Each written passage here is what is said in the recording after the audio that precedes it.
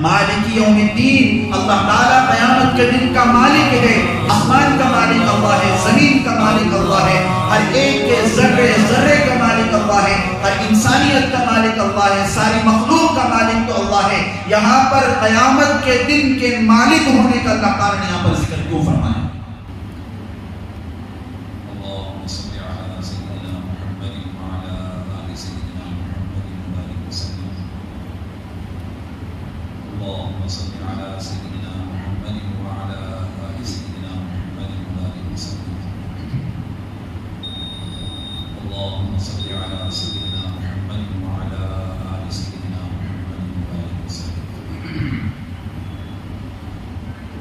معزز سامعین کرام، واجب الاحترام بزرگوں، دوستوں، میں عزیز دینی بھائیوں،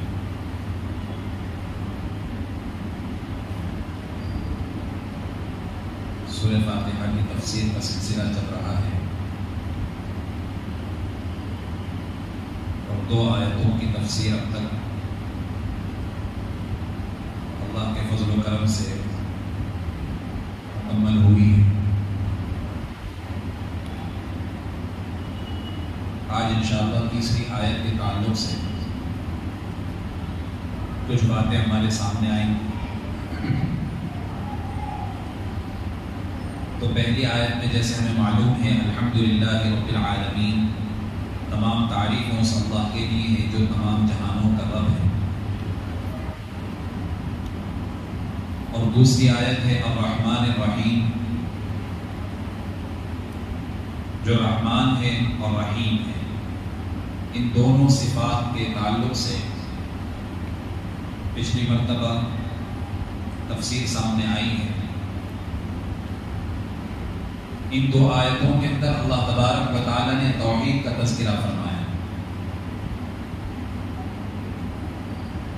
بعض مفسرین کہتے ہیں کہ پہلی آیت میں توحید کا تذکرہ ہے اور دوسری آیت میں رسالت کا تذکرہ ہے۔ وہ کس طریقے پر ہے؟ چونکہ پہلی آیت میں توحید کا مسئلہ تو سمجھ میں آ رہا ہے کہ الحمدللہ رب العالمین، تمام تعریفیں اس اللہ کے لیے ہیں جو تمام جہانوں کا رب ہے۔ تو اس سے معلوم ہوا کہ اللہ ہی رب ہے، تو توحید کا مسئلہ واضح ہے۔ دوسرا الرحمن الرحیم سے بعض مفسرین رسالت کا مسئلہ اس طرح نکالتے ہیں کہ چونکہ اللہ تبارک و تعالی رحمان اور رحیم ہے، اپنے بندوں پر مہربان ہے، رحم کرنے والے ہیں، تو اللہ تبارک و تعالی نے جب انسانیت کو اس دنیا میں بھیج دیا اور انسان گمراہی کے اندر مبتلا ہو گیا، تو اللہ تبارک و تعالی نے انسان کی رشد و ہدایت کے لیے انبیاء علیہ السلام کو ایک بعد دیگر نازل فرماتا رہا، مبعوث فرماتا رہا۔ تو یہ اللہ تبارک و تعالی کی رحمان اور رحیم والی صفت کی وجہ سے اللہ تبارک و تعالی انبیاء علیہ السلام کا سلسلہ جاری فرمائے۔ تو اس سے رسالت ثابت ہوگی کہ اللہ تبارک و تعالی کی رحمان اور رحیم کی صفت ہونے کی وجہ سے اللہ تبارک و تعالی نے بندوں پر یہ مہربانی فرمائی، جبکہ اللہ تعالیٰ چاہتے تو بغیر کسی اطلاع کے، بغیر کسی نبی کے، چونکہ ہر انسان کو اللہ تعالیٰ نے عقل سلیم عطا فرمایا تھا اور اللہ تبارک و تعالیٰ نے انسان کو ان کی سوچنے کی سمجھ عطا فرمائی ہے کہ وہ انسان آسمان کو دیکھ کر رب کو پہچان سکے، زمین کو دیکھ کر خالق کو پہچان سکے، اپنی ذات کو، اپنے نفس کو دیکھ کر وہ اپنے بنانے والے کو پہچان سکے۔ لیکن اس کے باوجود انسان نفس پرست ہونے کی وجہ سے، وہ لاپرواہ اور غافل ہونے کی وجہ سے وہ انسان ان معاملے پر غور نہیں کر پاتا، تو اللہ تبارک و تعالیٰ نے اس پر مہربانی یہ فرمائی کہ انبیاء علیہ السلام کا سلسلہ جاری فرمائے۔ اس کے بعد تیسری آیت میں اللہ تعالیٰ فرماتے ہیں مالک یوم الدین۔ اس آیت کے اندر اللہ تبارک و تعالیٰ آخرت کا تذکرہ فرما رہے ہیں، گویا ایک اعتبار سے عقائد کا تذکرہ ہے۔ اور جیسے کہ پہلے بتا دیا جا چکا ہے کہ سورہ فاتحہ کے اندر پورے قرآن مجید میں جتنے مضامین، اہم مضامین ہیں، ان مضامین کا خلاصہ سورہ فاتحہ میں آ چکا ہے۔ جیسے توحید، پورے قرآن مجید میں کئی جگہ اللہ تعالیٰ نے توحید کا مسئلہ ذکر فرمایا۔ تو الحمدللہ رب العالمین میں توحید کا ذکر ہے، پھر رسالت کا تذکرہ فرمایا، تو الرحمن الرحیم سے رسالت کا مسئلہ ثابت ہوتا ہے، اور آگے پھر عقائد کا تذکرہ اللہ تعالیٰ نے پورے قرآن مجید میں جگہ جگہ اللہ تعالیٰ نے عقائد کا سلسلہ، عقائد کے مسائل اللہ تعالیٰ نے بیان فرمائے۔ تو عقائد میں سے سب سے اہم عقیدہ آخرت کا عقیدہ ہے، تو اللہ تبارک و تعالیٰ مالک یوم الدین سے آخرت کے عقیدے کو ثابت فرماتے ہیں، اور اس کا تذکرہ فرماتے ہوئے فرماتے ہیں مالک ہے حساب کے دن کا۔ یہ اللہ تعالیٰ نے اپنی اور ایک صفت کو اللہ تعالیٰ نے یہاں پر ذکر فرمائی، اور یہ کہا کہ اللہ تعالیٰ مالک ہیں یوم الدین، حساب کے دن کا۔ یوم کہتے ہیں دن کو، اور دین کہتے ہیں، اس کے دو معنی ہیں، ایک ہے حساب اور دوسرا ہے بدلہ۔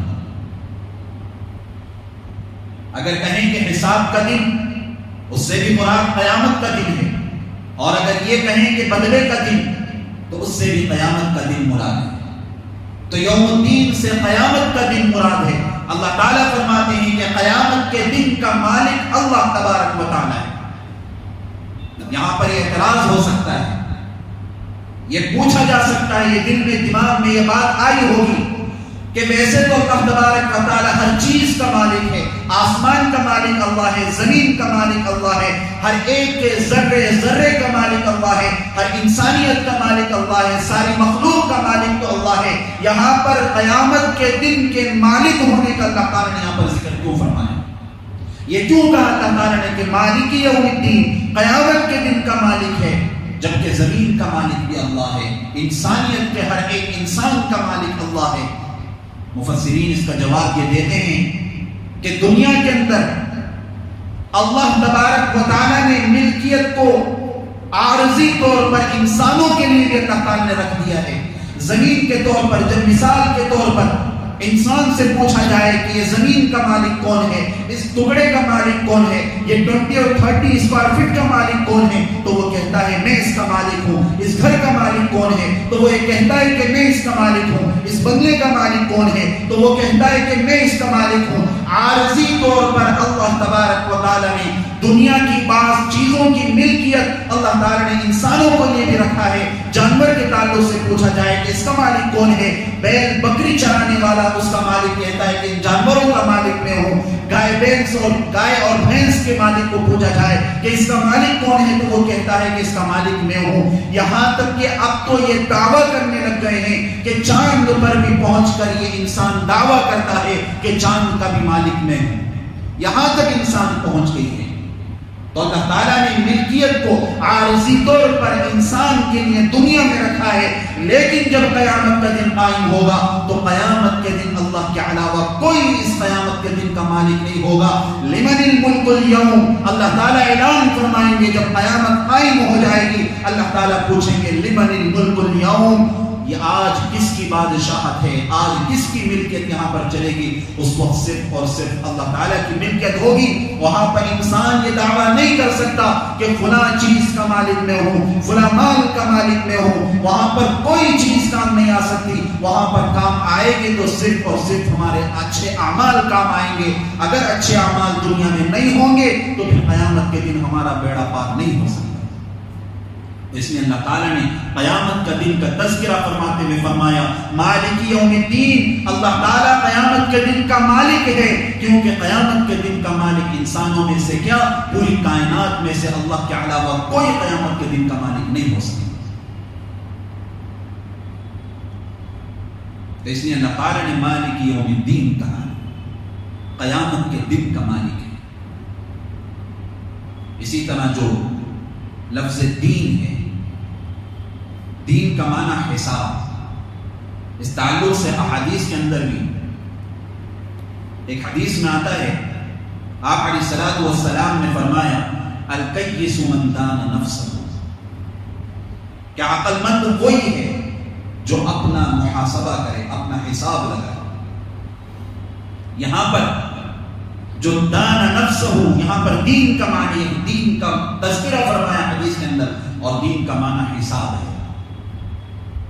تو آپ علیہ الصلوۃ والسلام نے فرمایا کہ عقل مند وہی ہے من دان نفسہ، جو مرنے سے پہلے اپنے حساب کرے، اپنے اعمال کا خود حساب کرے، روزانہ حساب کرے. آج ہم اس حدیث کو بھلا دیے ہیں. ہم میں سے کتنے لوگ ایسے ہیں جو اپنے آپ کا محاسبہ کرتے ہیں؟ ہم کاروبار کا حساب کرنا جانتے ہیں، مال و دولت کا حساب کرنا جانتے ہیں.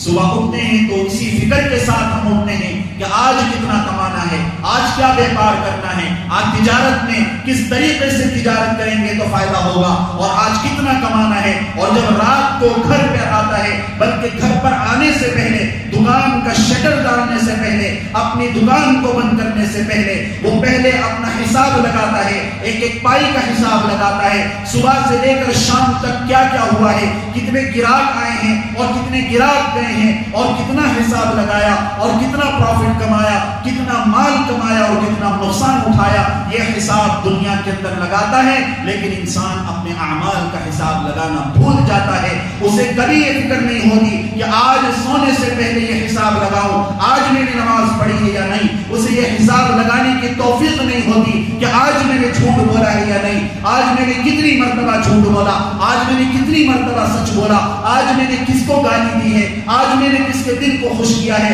آج میں نے کس کے ساتھ حسن سلوک کیا ہے، کس کے دل کو دکھایا ہے. اس کا حساب لینے کے لیے آج کوئی انسان، کوئی مسلمان آج رات میں بیٹھ کر اس کا غور و فکر نہیں کرتا، اس کا محاسبہ نہیں کرتا. اس کے باوجود کہتا ہے اپنے آپ کو عقل مند سمجھتا ہے. حدیث کہتی ہے القیس من دان نفسہ، عقل مند وہ ہے جو اپنا حساب پہلے وقت سے پہلے کر لے، موت سے پہلے اپنا حساب کر لے. یہی سب سے عقل مند شخص ہے. وعمل لما بعد الموت، اور موت کے بعد والی زندگی کے لیے عمل کرے، کیونکہ قیامت کا دن بڑا ہی عجیب دن ہوگا، بڑا ہی سختی کا دن ہوگا. اللہ تبارک و تعالی دنیا کے اندر ہر عمل کا حساب اللہ تعالی لیتے ہیں. ہر عمل کی ریکارڈنگ ہے، ہر عمل کو لکھا جا رہا ہے، ہر عمل کو محفوظ کیا جا رہا ہے. ہم یہ سمجھ کر غافل ہو جاتے ہیں کہ اگر ہم جھوٹ بولیں گے تو کوئی ہمیں پکڑنے والا نہیں ہے، ہم نمازیں چھوڑیں گے تو ہمیں کوئی پکڑنے والا نہیں ہے. یقیناً دنیا میں تو ہماری پکڑ نہیں ہوگی، لیکن ہمارے ذرے ذرے کے بارے میں لکھا جا رہا ہے. سورہ قاف کے اندر اللہ تعالیٰ ارشاد فرماتے ہیں اِذْ يَتَلَقَّى الْمُتَلَقِّيَانِ عَنِ الْيَمِينِ وَعَنِ الشِّمَالِ قَعِيدٌ.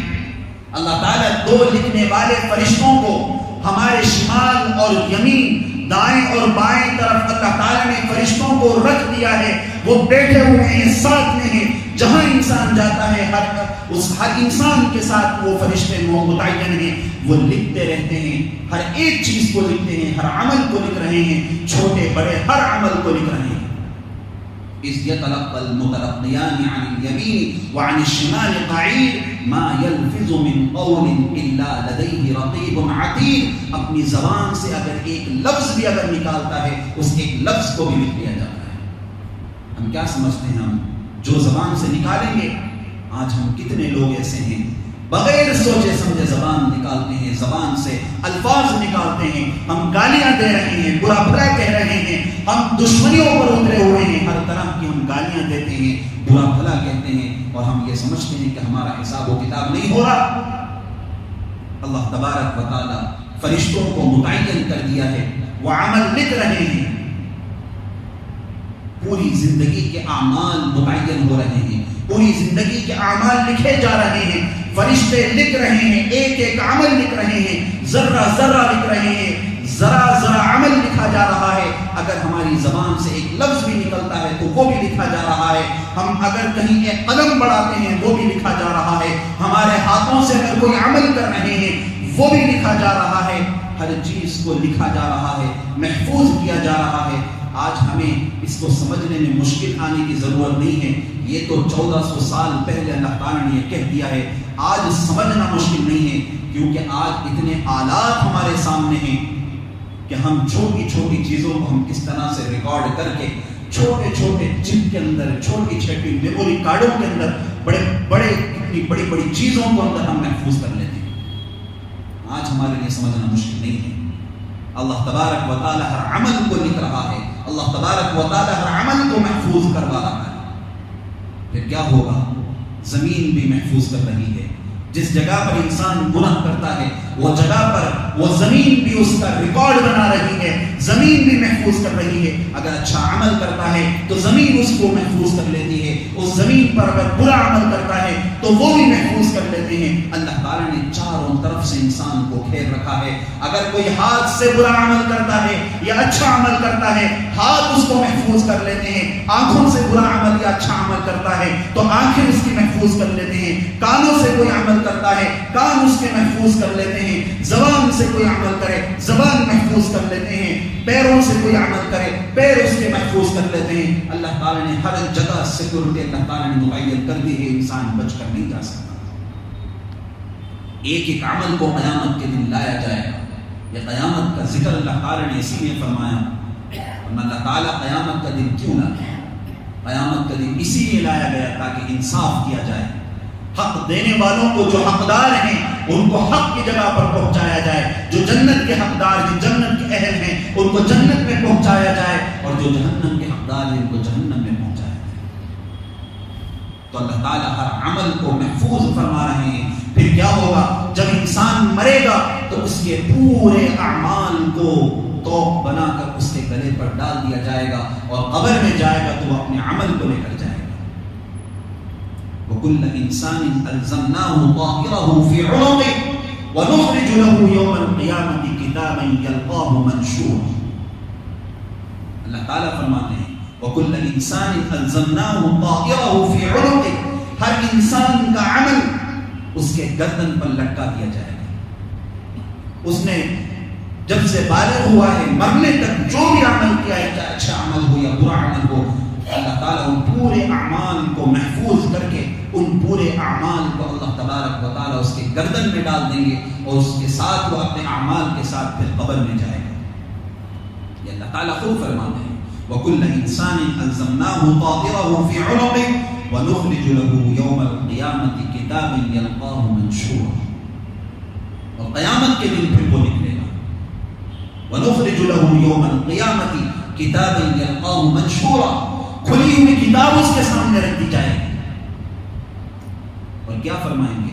اقرأ کتابک, اب پڑھ تو اپنے نامہ اعمال, اب پڑھ تو اپنے نامہ اعمال کو. قیامت سے پہلے, مرنے سے پہلے تجھے کہا گیا تھا کہ تو اپنے اعمال کا محاسبہ کر. تیرے لیے آسان تھا مرنے سے پہلے کہ تو اپنے ہر عمل کو پڑھتا اور پڑھ کر اس کا محاسبہ کرتا. اگر نیک عمل ہوتا تو اللہ سے شکر ادا کرتا اور اپنے اندر اور اضافہ کرتا, اور برے عمل ہوتے تو فوراً توبہ کرتا اور اللہ سے معافی مانگ کر اس برے اعمال کو دھوتا. اللہ تعالیٰ فرمائیں گے اقرأ کتابک, اب پڑھ دو اپنی کتاب کو. کفا بنفسک اليوم علیک حسیبا, آج تو ہی اپنی کتاب پڑھنے کے لیے کافی ہے. آج کوئی دوسرا آنے والا, تیرے کتاب پڑھنے والا کوئی دوسرا نہیں آئے گا. یہ حشر ہوگا قیامت کے دن, اور انسان ایسے موقع پر جھوٹ بھی بولے گا. جب اس کے نامہ اعمال کھولے جائیں گے اور وہ دیکھے گا کہ میرے اندر گناہ ہے تو جھٹلانے لگیں گے.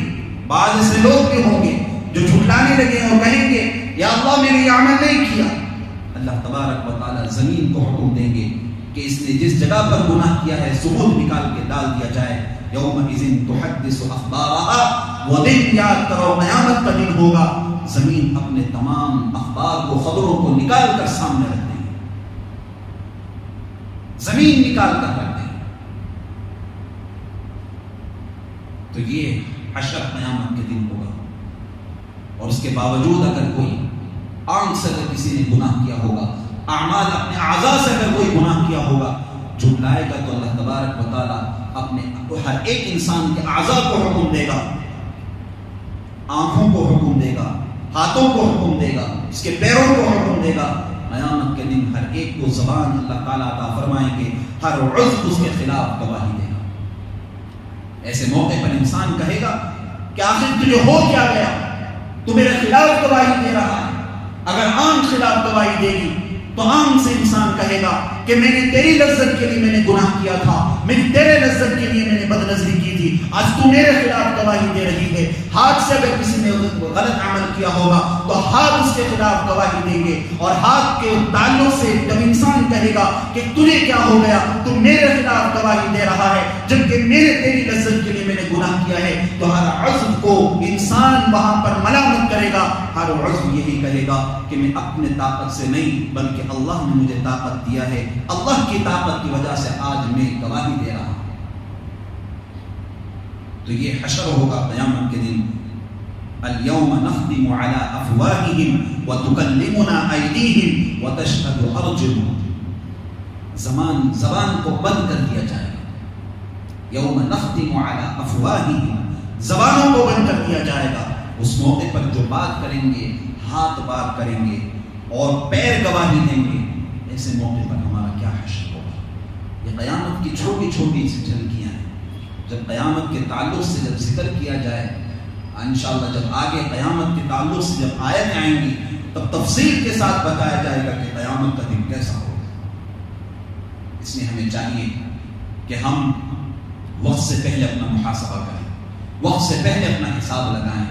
موت کا وقت متعین نہیں ہے میرے عزیزوں، موت کا وقت متعین نہیں ہے۔ ہم اپنی زندگی کے اندر ہر چیز کا ٹائم ٹیبل بناتے ہیں، ہر چیز کا نظام الاوقات بناتے ہیں، لیکن یاد رکھیں موت کا کوئی ٹائم ٹیبل نہیں ہے۔ موت کو اللہ تعالیٰ ہی جانتے ہیں کس کو کب بلانا ہے۔ یہاں تک کہ صحابہ کے تعلق سے آتا ہے کہ ایک سلام پھیرنے کے بعد ان کو اتنا بھی یقین نہیں ہوتا کہ میں دوسرا سلام پھیرنے تک زندہ رہوں گا۔ یہ صحابہ تھے، تو اس لیے ہمیں چاہیے کہ ہم مرنے سے پہلے، موت کے آنے سے پہلے ہم موت کی تیاری کریں، کیونکہ حدیث میں آتا ہے، عبداللہ بن مسعود رضی اللہ تعالیٰ کی روایت ہے، فرماتے ہیں کہ قیامت کے دن انسان کو ایک قدم بھی اس کے آگے ہٹنے نہیں دیا جائے گا جب تک اس سے 5 چیزوں کا سوال نہیں کیا جائے گا، جب تک اس سے 5 چیزوں کے بارے میں نہیں پوچھا جائے گا، ایک قدم اسے ہٹانے کی اجازت نہیں ہوگی۔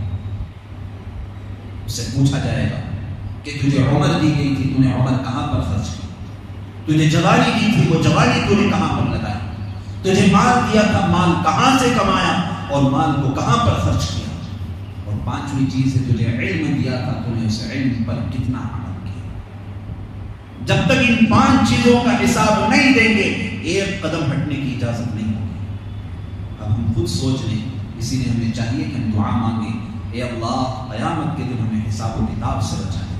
اگر اللہ تبارک و تعالیٰ حساب و کتاب لینے پر آ جائے تو پھر جہنم میں جانے سے کوئی ہمیں نہیں بچا سکتا۔ اللہ تعالیٰ سے دعا کریں، اللہ تبارک و تعالیٰ ہم سب کو عمل کرنے کی توفیق عطا فرمائیں، کیونکہ قیامت کے دن ہر نعمتوں کے بارے میں پوچھا جائے گا۔ ثم لتسألن يومئذ عن النعیم، ہر نعمت کے بارے میں پوچھا جائے گا، ایک ایک نعمت کے بارے میں پوچھا جائے گا۔ کیا حال ہوگا اگر اللہ تعالیٰ پوچھ لے کہ تجھے آنکھ جیسی نعمت دی تھی، تو نے کیا کیا، تجھے زبان جیسی نعمت دی تھی، تو نے زبان کا کتنا حق ادا کیا، تجھے ہاتھ جیسی نعمت دی تھی، اس ہاتھ کا تو نے کتنا اچھا عمل کیا۔ اللہ تعالیٰ ہر نعمت کے بارے میں پوچھے گا، اس لیے پوچھنے اور حساب دینے سے اللہ ہم سب کی حفاظت فرمائے۔